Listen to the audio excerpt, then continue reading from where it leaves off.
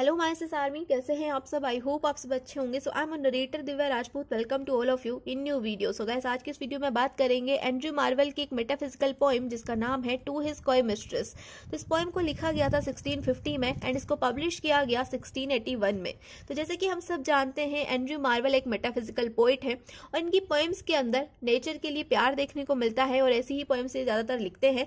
लेकिन आज की जो पोएम है इन्होंने लिखी है अपनी मिस्ट्रेस के लिए। तो यहाँ पर वो अपनी मिस्ट्रेस से कंप्लेन कर रहे हैं, उससे पूछ रहे हैं कि तुम इतनी ज्यादा कॉय क्यों हो, मतलब तुम इतनी ज्यादा शर्माती क्यों हो, तुम अपनी वर्जिनिटी को इतना ज्यादा प्यार क्यों करती हो, इतने प्राउड क्यों करती हो अपनी वर्जिनिटी पे या फिर अपनी ब्यूटी पे, जबकि ये तो तुम्हारे साथ कभी रहेगी ही नहीं। टाइम के साथ तुम्हारी वर्जिनिटी और जो तुम्हारी ब्यूटी है वो दोनों ही जो है तुमसे दूर हो जाएगी। तो चलिए बिना देरी के शुरू करते हैं हमारी पोएम को। तो पोएम की शुरुआत होती है, had we but world enough and time this coyness lady were no crime. तो यहाँ पर पोइट बोल रहे हैं कि अगर हमारे पास इतना टाइम होता, अगर भगवान ने मुझे ज्यादा टाइम दिया होता अपनी लाइफ को स्पेंड करने के लिए, तो मैं तुम्हारी कॉयनेस को कोई क्राइम नहीं समझता। मैं तुम्हारी शर्माहट को, तुम्हारे शर्माने वाले जो अंदाज है, इसको कोई क्राइम नहीं समझता। We would set down and think which way to walk and pass our long love day. हम बैठते एक जगह पर और सोचते कि किस तरह से इस लंबे प्यारे दिन को हमें स्पेंड करना चाहिए, किस तरह से इस लंबे प्यारे दिन को हमें बिताना चाहिए, इस बारे में मैं सोचता। फिर आगे की लाइंस में पोइट बोलते हैं, though by the Indian Ganga side should rubies find, I by the tide of Humber would complain. तो यहाँ पर पोइट बोल रहे हैं कि जो इंडियन रिवर है गंगा, उसके किनारे बैठ करके तुम रूबीज ढूंढती और मैं जो हूँ हम्बर नदी के तट पर बैठ करके, हम्बर नदी के किनारे पर बैठ करके लहरों को देखता हुआ कंप्लेन करता तुमसे कि क्यों तुम इतनी ज्यादा कोय हो, क्यों तुम इतनी ज्यादा शाय हो, क्यों तुम अपनी ब्यूटी को लेकर कितना प्राउड फील कर रही हो, अपनी वर्जिनिटी को क्यों लूज क्यों नहीं करना चाहती, इस बारे में मैं तुमसे कंप्लेन करता। फिर नेक्स्ट लाइन्स में पोइट बोलते हैं, I would love you 10 years before the flood and you should if you please refuse till the conversion of the Jews.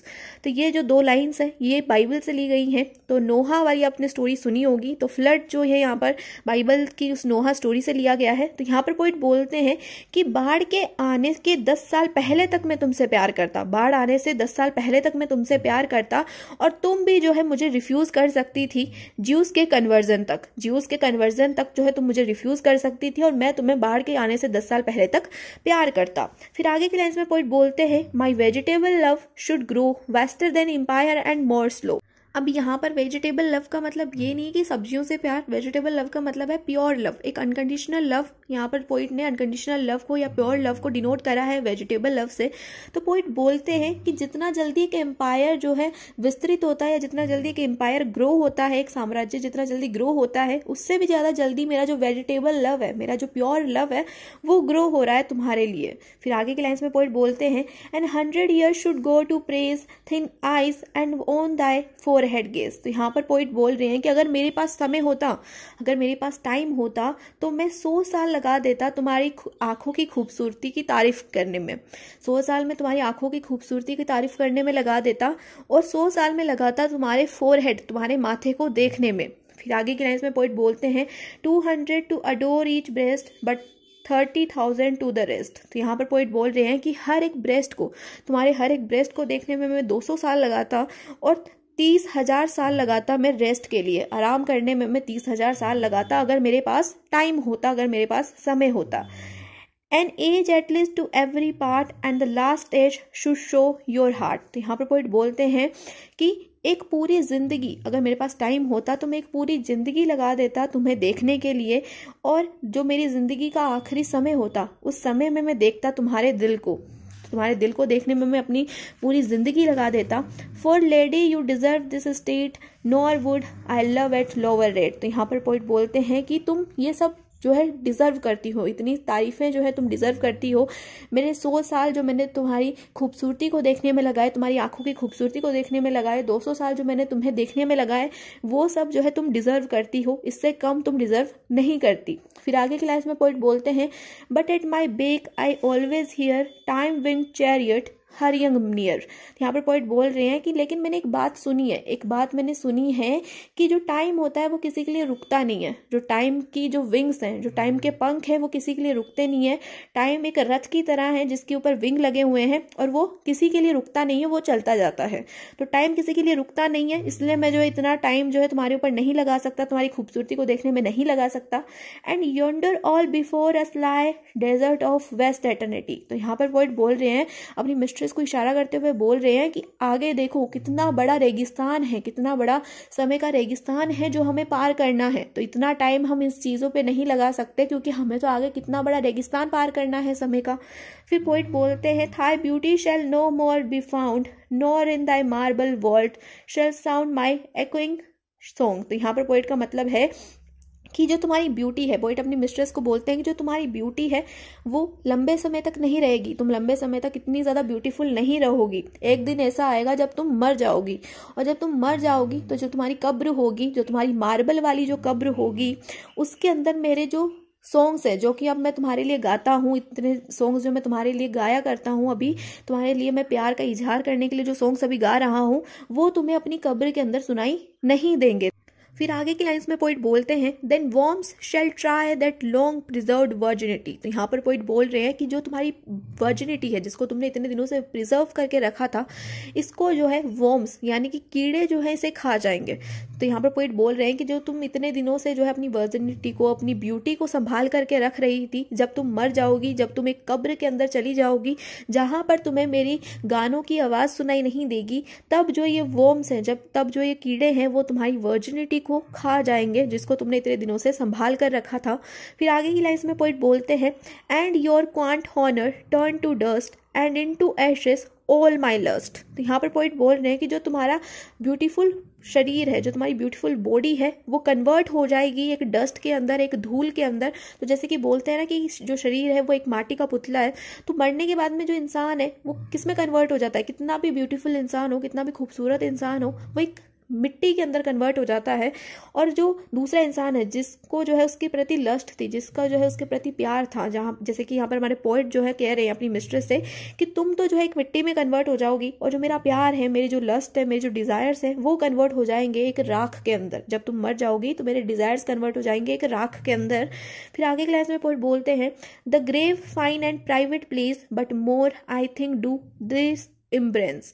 अब ग्रेव का मतलब होता है कब्र। तो यहाँ पर पोइट बोल रहे हैं कि हालांकि कब्र एक प्राइवेट जगह होती है, एक प्राइवेट प्लेस होता है, फिर भी उस जगह पर उस कब्र के अंदर कोई भी इंसान अपने डिजायर्स को, कोई भी इंसान अपने इमोशंस को, कोई भी इंसान अपने लव को जो है नहीं कर सकता ना, लव को शो नहीं कर सकता उस कब्र के अंदर।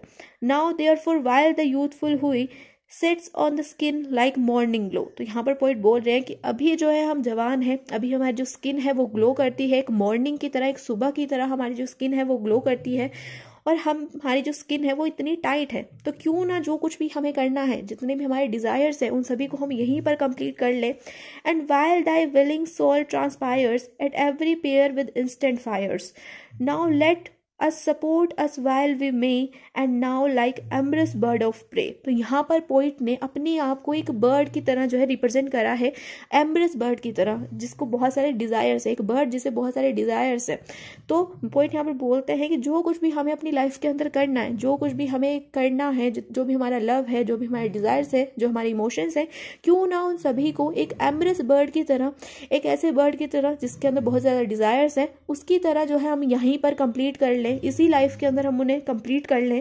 फिर आगे की लाइफ में पोइट बोलते हैं, rather at once our time devour than languish in the slow chopped power, let us roll all our strength and all our sweetness up into one bowl।